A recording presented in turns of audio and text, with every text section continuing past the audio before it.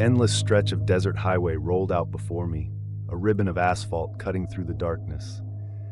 I'd been driving for hours, the monotony broken only by the occasional flicker of my truck's headlights catching a roadside reflector. It was just another night for me, another long haul across the country. As midnight approached, I reached for the radio dial, hoping to find something to keep me alert. That's when I heard it. A voice, crackling through the static, speaking my name. John, John, can you hear me? I froze, my hand hovering over the dial. How did this random radio station know my name? I chalked it up to coincidence and was about to change the channel when the voice spoke again. John, I know you're out there. You can't run from what happened. A chill ran down my spine. This wasn't some late-night DJ playing a prank. The voice sounded urgent, almost desperate. I gripped the steering wheel tighter, my knuckles turning white as I strained to hear more. Remember the accident, John? The one you've tried so hard to forget? My blood ran cold. There was no way anyone could know about that. I'd never told a soul, not even my wife. Yet here was this disembodied voice, dragging up memories I'd buried deep years ago. As the miles ticked by, the voice continued, revealing more and more details about that fateful night. Details only I should have known. I felt like I was losing my mind, trapped in a nightmare I couldn't wake up from. The voice on the radio grew more insistent, guiding me off the main highway onto a narrow, unmarked road. Every instinct screamed at me to turn back, but something compelled me forward. The truck's headlights cut through the inky blackness, illuminating nothing but scrub brush and sand. You're getting closer, John, the voice crackled. Can you feel it? And I could. There was a heaviness in the air, a sense of dread that seemed to seep into my very bones. The cab of my truck felt claustrophobic, the darkness pressing in from all sides. Suddenly, my headlights caught something reflective up ahead. As I drew closer, I realized it was the twisted wreckage of a car, half buried in the sand. My heart pounded in my chest as recognition dawned. It was the same make and model as the car from that night years ago. The night of the accident I'd tried so hard to forget. I slammed on the brakes, the truck skidding to a stop, mere feet from the wreck. With shaking hands, I grabbed my flashlight and climbed down from the cab. The desert night was eerily silent, broken only by the sound of my boots crunching on the sandy ground. As I approached the wreck, the beam of my flashlight revealed something that made my blood run cold. There, etched into the dusty metal of the car's trunk, was a message. Welcome home, John. We've been waiting for you. My legs nearly gave out beneath me as I stared at the message. How was this possible? I stumbled backward, my mind reeling. The radio in my truck suddenly crackled to life, the same haunting voice filling the night air. You can't run from your past forever, John. It's time to face what you've done. With trembling hands, I approached the wreck again. The car door creaked open at my touch, revealing an interior that looked frozen in time. The seats were covered in a thick layer of dust, but I could still make out dark stains that I knew instinctively were blood. My flashlight beam caught something glinting on the passenger seat. I reached in, my fingers closing around a small metallic object. As I pulled it out, I realized it was a locket, the same locket I remembered seeing around her neck that night. With a shaking hand, I pried it open. Inside was a faded photograph of a young woman, her smile forever preserved in time. On the opposite side was an inscription, "To John, my love always." Memories flooded back, memories I'd suppressed for years. The argument, the screeching tires, the sickening crunch of metal. And then, nothing. I'd convinced myself it was just a nightmare, a figment of my imagination. But here was the proof, cold and undeniable in my hand. The voice from the radio spoke again, softer this time. You remember now, don't you, John? You remember what you did to me. My legs gave out, and I sank to my knees in the sand. The locket slipped from my fingers as the full weight of my actions crashed down upon me. I had killed her. In a moment of anger, I had taken a life and then spent years running from the truth. The radio crackled once more. It's time to make things right, John. I looked up, and that's when I saw her. A figure standing just beyond the reach of my flashlight beam. She was translucent, shimmering like a mirage in the desert heat. But I knew it was her, Sarah. She beckoned to me, and I found myself moving towards her without conscious thought. As I drew closer, I could see the pain in her eyes, the accusation. But there was something else too. Forgiveness? "I'm sorry," I choked out, tears streaming down my face. "I'm so sorry, Sarah." She reached out, her ethereal hand almost touching my face. I could feel a coldness emanating from her presence. "I know, John." Her voice echoed both in my ears and in my mind. "But sorry isn't enough. You need to set things right." I nodded, understanding washing over me. I knew what I had to do. With heavy steps, I walked back to my truck. The radio was silent now, its purpose fulfilled. I climbed into the cab and started the engine. As I put the truck in gear, I looked in the rearview mirror. Sarah's ghostly form stood there, watching. I took a deep breath and pressed down on the accelerator. The truck lurched forward, picking up speed as it barreled towards the wreckage. I closed my eyes, bracing for impact. There was a deafening crash, the sound of metal tearing and glass shattering, and then silence. I opened my eyes to find myself standing outside the truck. The wreckage burned before me, flames licking at the night sky, but I felt no heat, no pain. I looked down at my hands and gasped. They were translucent, just like Sarah's had been. I turned to find her standing beside me, a sad smile on her face. "It's over now, John," she said softly. "We can both finally rest." As we stood there, watching the flames consume the evidence of our shared tragedy, I felt a weight lift from my shoulders. The guilt that had haunted me for years began to fade, replaced by a sense of peace I hadn't known was possible. The desert around us started to shimmer and fade, like a mirage dissipating in the morning sun. I felt myself being pulled towards something, a warm light that promised comfort and forgiveness. As we stepped into that light together, I heard the faint sound of sirens in the distance. In that moment, I knew that my earthly remains would finally be discovered, alongside Sarah's. Our families would at last have closure, and the mystery of our disappearances would be solved. The light enveloped us, and as we faded from the world of the living, I felt Sarah's hand in mine. Together, we moved on to whatever awaited us beyond, leaving behind the pain and regret of our mortal lives.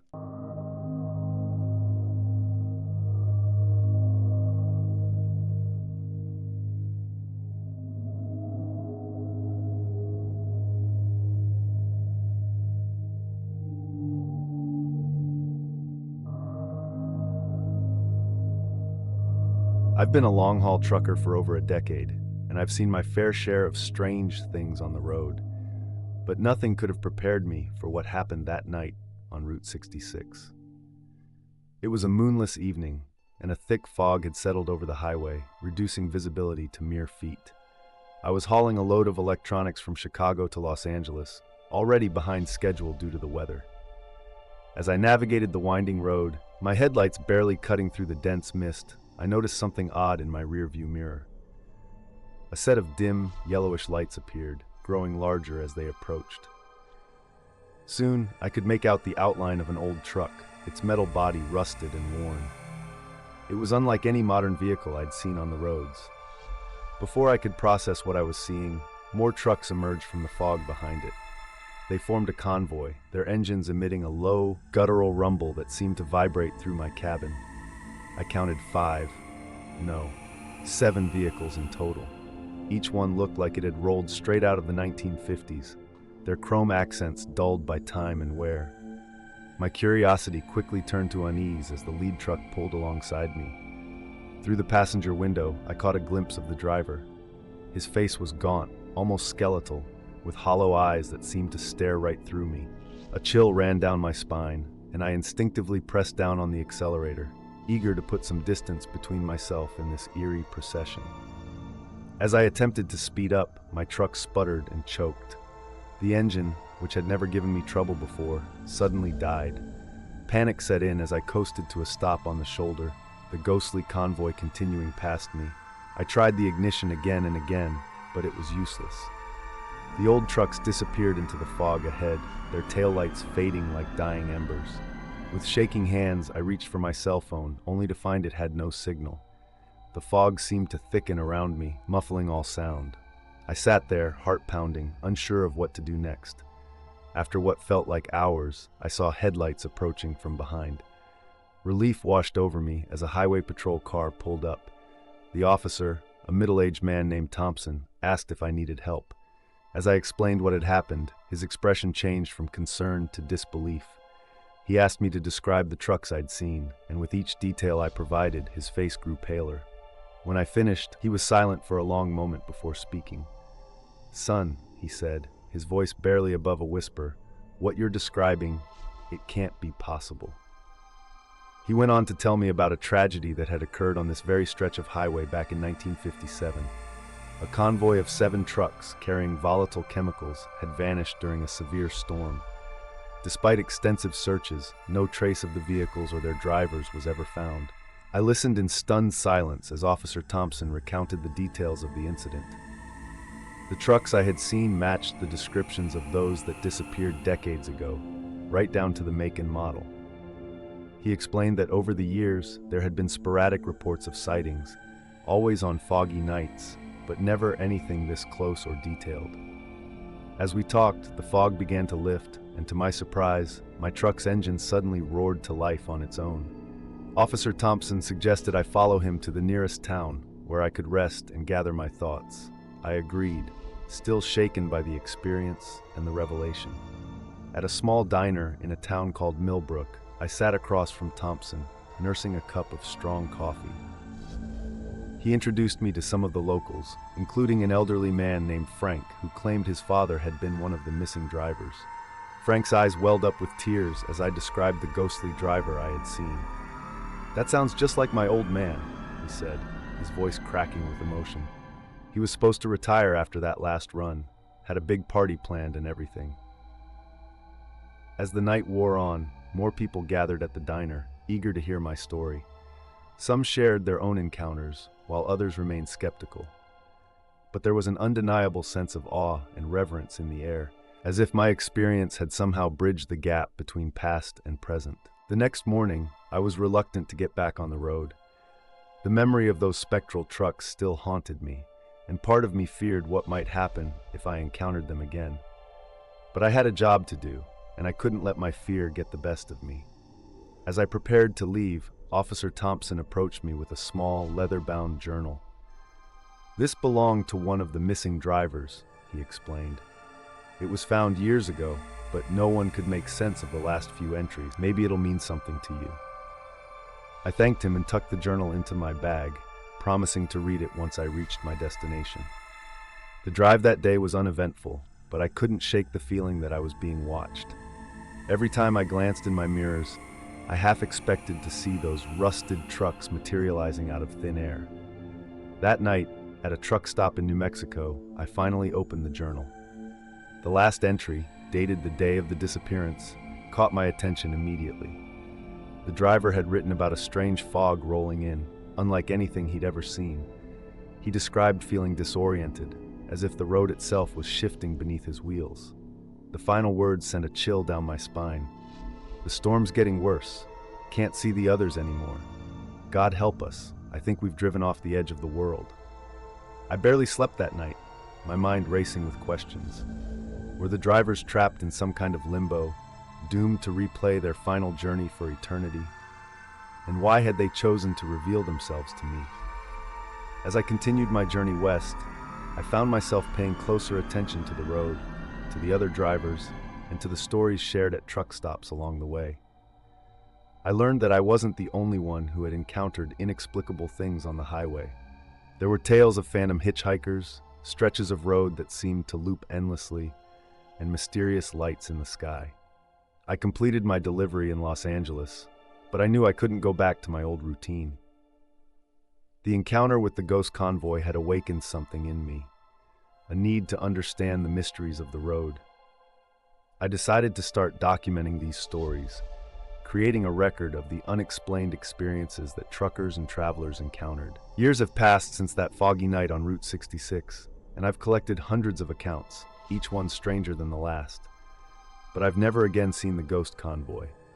Sometimes, on particularly misty evenings, I find myself searching the rearview mirror, half hoping, half fearing that those rusty old trucks will appear once more.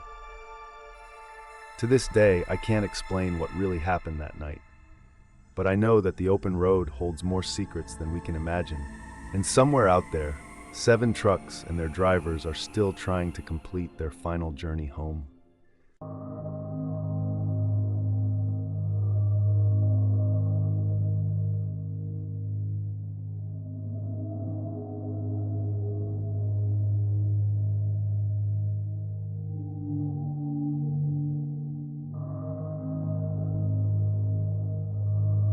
The night was pitch black, with only my headlights cutting through the darkness on this desolate stretch of highway.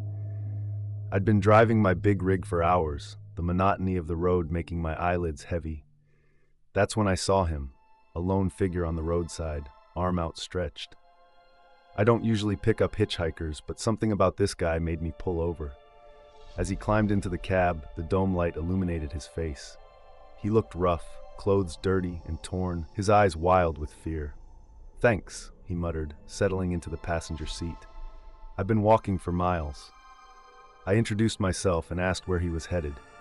He just shrugged, saying anywhere was better than where he'd been.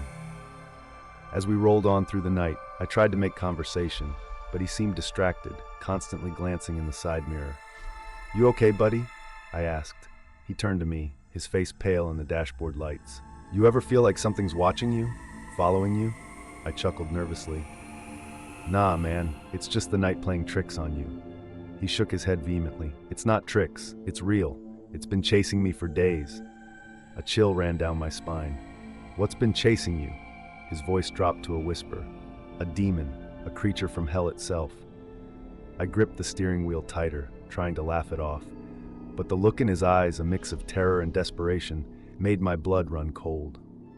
I found myself checking the mirrors more frequently, half expecting to see some monstrous shape emerging from the shadows behind us. The lonely highway suddenly felt more threatening, as if the darkness itself was closing in around my truck. "A demon?" I repeated, my voice trembling slightly. "What do you mean?" The hitchhiker's eyes darted nervously around the cab. "It started a week ago," he began. "I was driving home late one night when I saw something in the road. I swerved to avoid it and crashed into a ditch." He paused, swallowing hard. "When I crawled out of the wreck, I saw it. This thing. It wasn't human. Its eyes glowed red, and its skin was like charred leather. It reached for me with claws that looked sharp enough to tear through steel." I felt a bead of sweat trickle down my neck. "How did you escape?" "I ran," he said simply. "I've been running ever since, but it always finds me. No matter where I hide, it's there, watching, waiting." As if on cue, a shadow seemed to flit across the road ahead. I blinked, and it was gone. "Just my imagination," I told myself. "Why is it after you?" I asked, trying to keep my voice steady. The hitchhiker shrugged. "I don't know. Maybe it's not after me specifically. Maybe it's just hungry." A sudden gust of wind buffeted the truck, making us both jump. For a moment, I could have sworn I heard something that sounded like claws scraping against metal. "We need to keep moving," the hitchhiker said urgently. "It's closer now. I can feel it." I pressed down on the accelerator, the engine roaring as we sped through the night.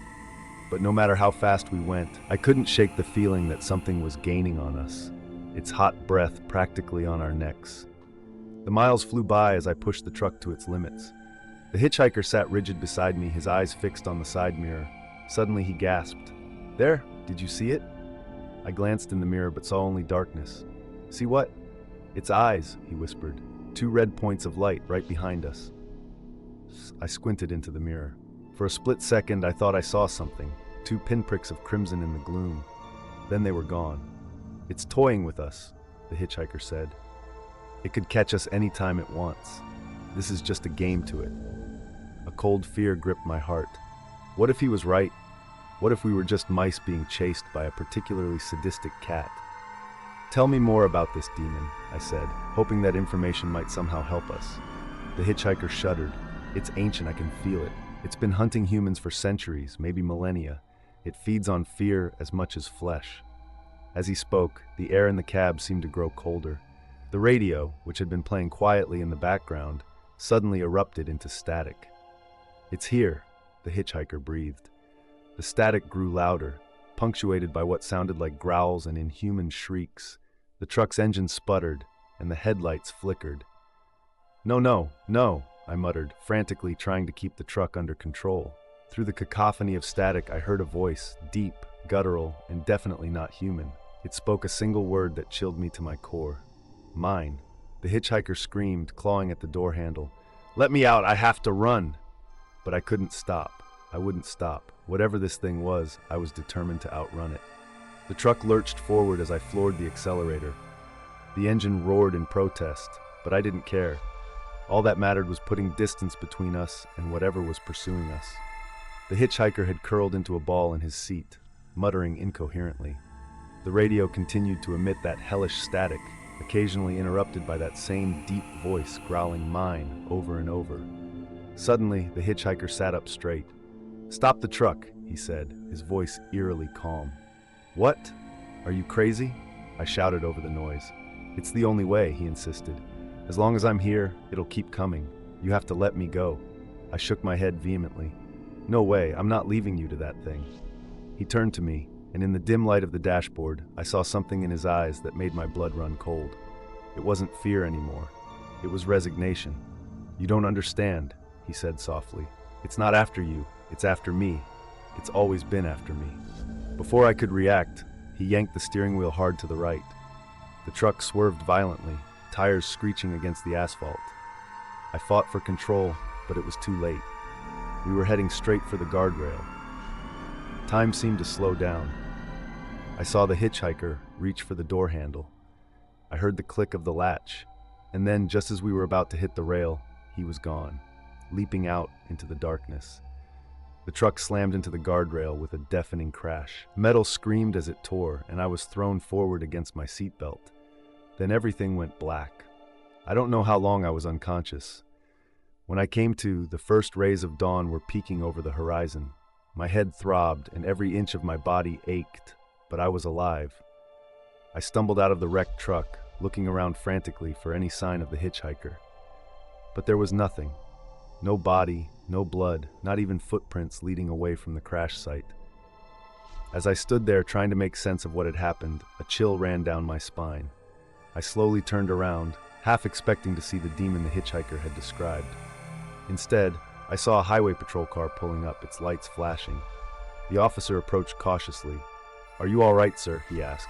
"We got a report of a truck driving erratically." I nodded, still dazed. "There was a man, a hitchhiker. Did you see him?" The officer frowned. "Sir, we've been tracking this stretch of road all night. There hasn't been anyone out here but you." As the reality of the situation sank in, I felt a wave of relief wash over me. It had all been in my head, a hallucination brought on by fatigue and the lonely road. But as the officer led me to his car, I glanced back at my truck one last time. And there, just for a moment, I thought I saw something. A figure standing in the shadows behind the wreck.